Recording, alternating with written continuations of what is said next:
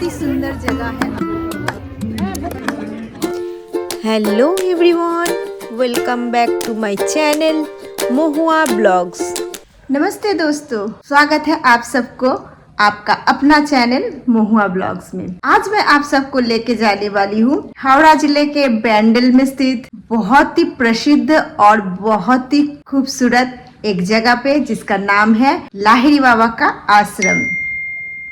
प्राकृतिक जो सौंदर्य और शांतपूर्ण इलाके है, ये आपको बहुत ही अच्छा लगेगा। तो चलिए चलते हैं लाहिड़ी बाबा के आश्रम की तरफ। Let's go.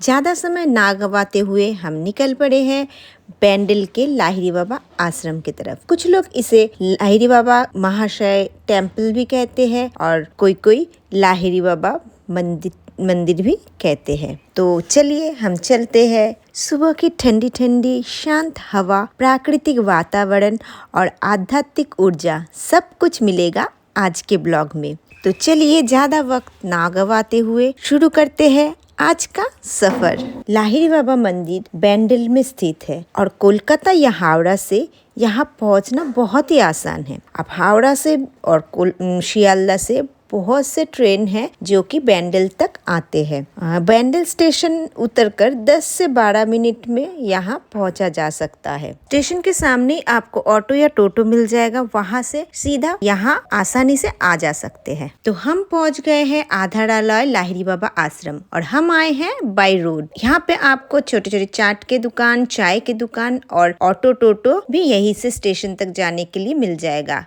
और ये यहाँ पे आप अपना कार भी पार्क कर सकते हो। पार्किंग एरिया भी यही है। यहाँ का माहौल बहुत ही शांत और खूबसूरत है। यह मंदिर आपको सुबह के 10 बजे से 12 बजे तक खुला मिलेगा और 12 बजे से 4 बजे तक मंदिर में प्रवेश निषिद्ध है। अब फिर शाम के 4 बजे से आप 6 बजे तक ये मंदिर दोबारा से खुलता है और आप उस टाइम को भी इसके अंदर प्रवेश कर सकते हो। मतलब आप सुबह 10 बजे भी आ सकते हो और शाम के 4 बजे भी इस मंदिर में एंट्री ले सकते हो। दोस्तों, जैसे कि आपको पता चल गया अब तक कि इस मंदिर को लाहिड़ी बाबा मंदिर या लाहिड़ी महाशय टेम्पल के नाम से भी जाना जाता है। लाहिड़ी बाबा को क्रिया योगी के महान संतों में से एक माना जाता है और दुनिया भर में उनकी भक्त मौजूद है। सिर्फ दुनिया भर में नहीं, हमारे घर में भी इनके भक्त मौजूद है, जो कि मेरी मम्मी इनके भक्त है। माना जाता है कि यहाँ वे कुछ समय ध्यान करते थे और इसी पवित्र भूमि पर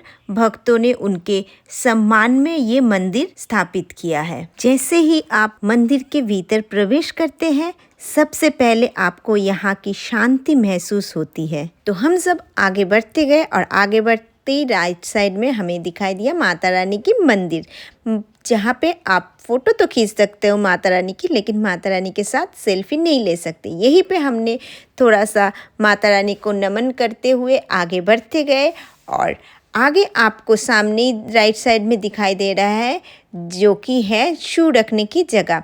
यहाँ पे आप शू रख सकते हो, रखना ही पड़ेगा, मतलब इसके आगे आपको शू पहन के नहीं जाना है। यहाँ तक कि अगर आप सॉक्स भी पहने हुए हो तो भी आपको अपना मोजे उतार के जाना पड़ेगा। और ये रहे राइट साइड में, यहाँ पे है जो कि आप यहाँ पे रुकना चाहते हो तो फिर ये आप यहाँ पे रुक सकते हो। ये होटल टाइप का है, इस राइट साइड और लेफ्ट साइड दोनों तरफ है। और ये नीचे सीधा दिखाई दे रहा है, यहाँ पे आप वॉशरूम भी यूज़ कर सकते हो। और हम थोड़ा बहुत वॉशरूम में हाथ पैर धो के सीधा आगे बढ़ते गए। थोड़ा आगे बढ़ते आपको ये जो दिखाई देगा, ये है मेडिटेशन रूम। यहाँ पे जो भोग प्रसाद दिया जाता है, भोग प्रसाद के लिए इसी जगह से आपको कूपन लेना पड़ेगा।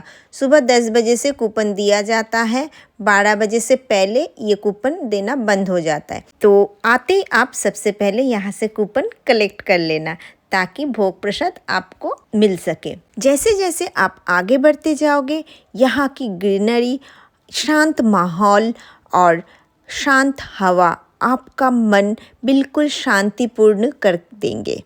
तो हम इसी शांतिपूर्ण माहौल में आगे बढ़ते गए। यहाँ पे आपको मोमबत्ती और अगरबत्ती खरीदना पड़ता है। 10 रुपये में मोमबत्ती और अगरबत्ती देते हैं, लेकिन अंदर कहीं पे आपको ये जलाने की सुविधा नहीं है और कोई पूजा का भी कोई आयोजन नहीं है। आप इसको बाहर ही आपको जलाना पड़ेगा। यहाँ की प्राचीन शैली की वास्तुकला, सफ़ेद दीवारें और खुले प्रांगण इस जगह की आध्यात्मिकता को और भी बढ़ाते हैं। मंदिर का मुख्य गर्भगृह बेहद सुंदर और साधारण है, जो हमें सरलता का एहसास करवाता है। इस मंदिर के बीचों बीच से ना कोई तस्वीर या वीडियो नहीं कर सकते हैं और अंदर भी फोटोग्राफी अलाउ नहीं है। चलिए अंदर चलते हैं, फिर आपसे बात करते हैं। तो मंदिर के अंदर कैमरा अलाउ नहीं है और अंदर बहुत ही अच्छी जगह है और बहुत ही शांतिपूर्ण जगह है। आप अगर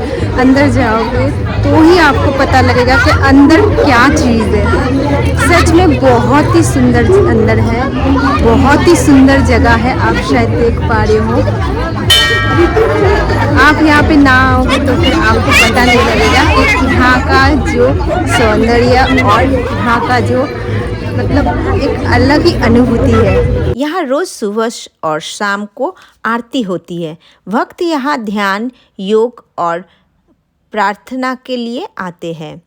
लाहिड़ी बाबा का संदेश था कि योग और ध्यान किसी भी इंसान के लिए है, चाहे उसके धर्म, जाति या जीवन शैली कुछ भी हो। उनका मानना था कि आध्यात्मिकता हमारे अंदर ही मौजूद है और शांत मन से उसे महसूस किया जा सकता है।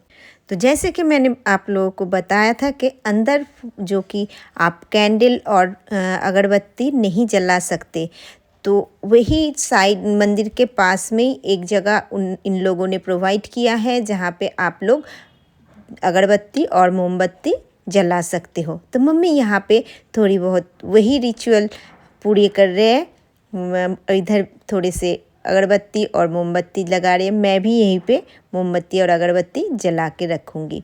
मंदिर के अंदर वीडियो कैमरा अलाउ नहीं है। अगर अलाउ होता तो आपके साथ भी ये जो भी खूबसूरती मैंने अपने आँखों से देखा वो आपको भी शेयर कर सकते थे, पर ये संभव ना हुआ। पर मैं जितना जानकारी आपको दे सकती हूँ वो मैं ज़रूर प्रोवाइड करूँगी। और अगर आपके मन में कोई भी सवाल हो तो मुझे कमेंट बॉक्स में ज़रूर लिखिए। मैं जितना हो सके आपको जानकारी दे दूँगी। तो फिर से एक बार मंदिर को अच्छे से निहारते हुए हम मंदिर से बाहर निकलते हैं, लेकिन जाने का बिल्कुल मन नहीं कर रहा था। अंदर इतना शांति, इतना अच्छा लग रहे थे कि दिल कर रहे थे कि और भी थोड़ी देर वहाँ पे रुक जाए। और मंदिर के ठीक सामने जो अर्जुन का रथ है वो तो देखने लायक है, बहुत ही सुंदर। आपको मंदिर के सामने जो प्रांगण है वहाँ पे आप छोटे 2-4 दुकान मिलेगा, ज़्यादा दुकान इसके अंदर है नहीं। और आप चाहे तो यहाँ पे बैठने का भी बहुत से जगह बना हुआ है, वहाँ पे आप शांति से बैठ सकते हो। बिल्कुल ग्रीनरी के बीचों बीच आप बहुत देर तक यहाँ पे शांति से एक शांतिपूर्ण माहौल में आप बैठ सकते हो। यहाँ का जो सजावट है बहुत ही सुंदर है, जो कि आपका मन मुग्ध कर देगा। साथ ही एक छोटा सा मंदिर भी है, चलिए थोड़ा सा इसको भी दर्शन कर लेते हैं। मंदिर के आसपास का क्षेत्र बहुत सुंदर है। हरियाली, खुली हवा और साफ दिन हो तो आपको चिड़ियों की चिरपिंग भी सुनाई देगी। परिवारों के साथ एक दिन के छुट्टी ट्रिप के लिए ये जगह बिल्कुल परफेक्ट है। तो देर किस बात की, जल्दी से एक दिन के लिए आप प्लान बना लीजिए और सीधा आ जाइए लाहिड़ी बाबा आश्रम पर। आप चाहे तो यहाँ पे 1 रात 2 रात के लिए रुक भी सकते हैं। यहाँ पे रुकने की भी बंदोबस्त है। पिछली बार जब हम यहाँ पे आए थे तो हमें ये इस जगह पे टर्की घूमते हुए दिखाई दे रही थी। अभी भी है, लेकिन वो पिंजरे में बंद है। साइड से और एक रास्ता है, उसी ग्रीनरी के बीच में से आगे बढ़ते गए और आगे और भी कुछ देखने लायक है। मतलब यहाँ पे ना आप पूरे दिन घूमते रहोगे तो भी आपका दिल ना भरेगा, मन ना भरेगा। लेकिन 12 बजने को आए हैं तो हम लोग इसीलिए भोग प्रसाद के लिए भी जाना है और ये गेट भी बंद हो जाएगा, इसीलिए हमें इस मंदिर से बाहर जाना है 12 बजे के अंदर। तो आगे एक और मंदिर है, उसको दर्शन करके हम बाहर निकल जाएंगे और साथ जाते जाते छोटे छोटे बहुत से मंदिर आपको दिखाई देगा। तो हम लोग भी वही मंदिर, थोड़े छोटे छोटे जितने भी मंदिर है, थोड़ा देखते हुए दर्शन करते हुए हम आगे बढ़ते गए। और ये फुवारे को देखो कितना सुंदर है, यहाँ पे फ़ोटो शूट करोगे तो बहुत सुंदर लगेगा। यहाँ पे तो एक फ़ोटो शूट बनता ही है, लेकिन मेरा फ़ोटो मैं खींच ही नहीं पाई। सभी के लिए फ़ोटो खींचा, लेकिन मेरे लिए फ़ोटो एक नहीं खींचे हम। तो हम अभी आगे और एक दो मंदिर है जो कि इसको हम दर्शन कर लेते हैं, इन मंदिर को। चलिए, जय हो। तो ये सारे हैं शिव जी के ही रूप है।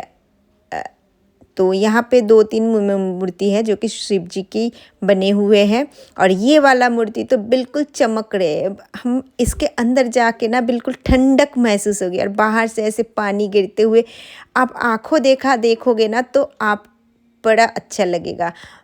पता नहीं मैं कितना आपको दिखा पा रही हूँ।